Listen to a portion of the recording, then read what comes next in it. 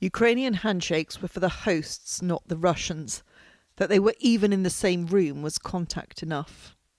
Not leaders, but their delegations in the first direct talks between the two nations in 3 years. And despite no agreement on a ceasefire, the Ukrainians agreed to continue, though the talks were over in 90 minutes. We've finished our meeting. The agenda that has been given to our host and our partners was to discuss first is the ceasefire, second one is the humanitarian track, is the exchanges, and third is a potential meeting on the leaders level. The Russian delegation confirmed that a prisoner swap had been agreed,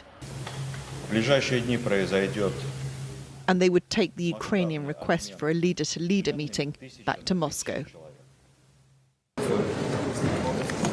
In Albania, President Zelenskyy was again meeting with allies, stressing the need to penalise the Kremlin for failing to agree a ceasefire. If it turns out that the Russian delegation really is just theatrical and can't deliver any results today, the world must respond.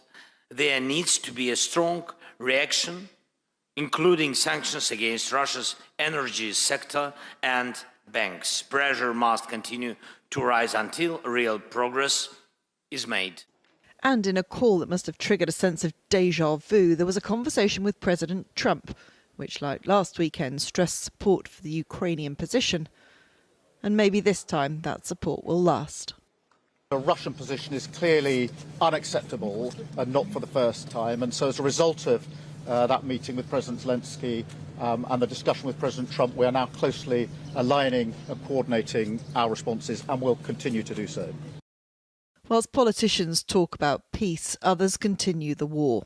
This was the Ukrainian town of Pokrovsk at the same time as the negotiations were going on.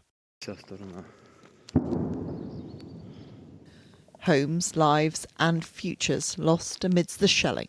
Those within the Ukrainian delegation in Turkey say the Russian demands in these talks went further than they ever have before, demanding that Ukraine give up 4 of the territories that Russia have partial control of. If they don't, the Russian threat was that they would take a 5th. However, despite that and the lack of a ceasefire, the Ukrainians say they stayed in the room in the hope of moving some way towards peace. The fact that they managed to agree on the release of 1,000 prisoners of war, they say, makes today's talks worthwhile.